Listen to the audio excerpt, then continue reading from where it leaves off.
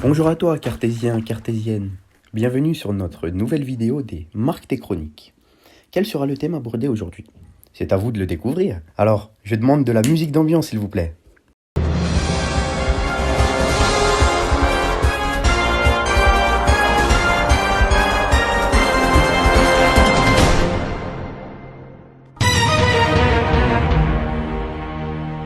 Vous êtes prêts? Top!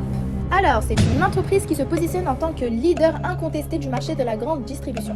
Elle possède des implantations internationales sur 28 pays, près de 12 000 magasins et de nombreuses filiales, et a réalisé un chiffre d'affaires de près de 500 milliards de dollars en 2017. Quelle est cette enseigne?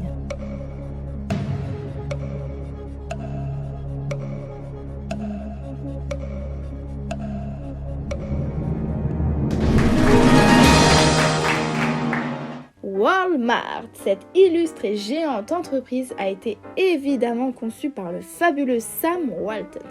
Mais qui était l'homme derrière ce coup de force? Né en 1918 dans l'état d'Oklahoma, dans une famille de banquiers, et oui, tout s'explique.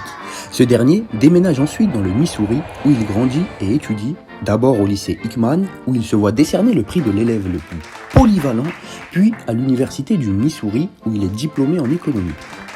Avec 25 000 $, il fait son entrée dans le monde des affaires avec un premier magasin nommé Ben Franklin. Il change de localisation en 1950 et s'installe dans l'Arkansas, où ses affaires fleurissent. Il ouvre 50 Ben Franklin avec son frère avant de partir à son compte et d'ouvrir enfin son premier magasin Walmart en 1962. À partir de là, plus rien ne l'arrête. Les points de vente se multiplient à travers les États-Unis, puis ailleurs dans le monde. La valeur de son entreprise ne cesse de croître, ainsi que son chiffre d'affaires. On peut dire que c'est le père fondateur des énormes hypermarchés comme on les connaît tous aujourd'hui.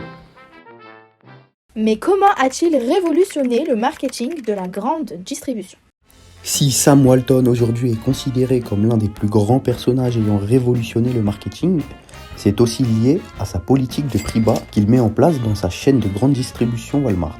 Pour permettre un tel positionnement, il a réduit au maximum les consommations intermédiaires, diminuant ainsi ses coûts et réalise des économies d'échelle. Il démarchait lui-même les producteurs et s'arma d'entrepôts et de divers camions pour gérer lui-même le stock de son hypermarché. En effet, l'offre de Walmart consiste à regrouper une très grande partie des besoins des consommateurs en un seul endroit. Alimentation, électroménager, ameublement, à des prix les plus bas possibles. Le but étant de rendre cette offre toujours plus vaste afin d'attirer un maximum de consommateurs et de concentrer au mieux leurs besoins. La stratégie marketing de Walmart s'articule également autour du client, pour que Walmart puisse adapter ses offres en conséquence et même devancer les attentes de ces derniers. C'est l'un des pionniers à mettre en place un hypermarché en self-service, évitant les files d'attente dans chaque rayon au niveau des caisses qu'il décide de concentrer au niveau de la sortie afin d'optimiser l'expérience client. Selon Walton, le client est le seul directeur. Il n'y a qu'un patron, le client, et celui-ci peut licencier tout le personnel.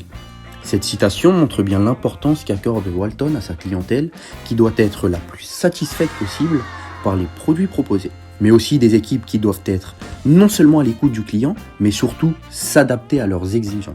S'apercevant que son premier magasin fut un succès, Walton, en tant que bon marketeur, en a ouvert d'autres. Car selon lui, si un magasin marche bien, il faut vite le dupliquer ailleurs. Il a su trouver le chemin, le style, la stratégie et la manière de faire croître son business au fil des années, grâce à de nombreuses innovations, orientations, ainsi que l'approche client et par-dessus tout, la vitesse. C'est ainsi grâce à cette politique qu'il donne naissance au géant discount qui est devenu Walmart. Un fun fact avant de nous quitter? Saviez-vous que la famille Walton au grand complet pèse plus lourd que Bill Gates et Warren Buffett réunis selon la liste de Forbes des plus grosses fortunes en 2004? Impressionnant, non? Nous vous remercions pour votre attention et votre fidélité. À très bientôt!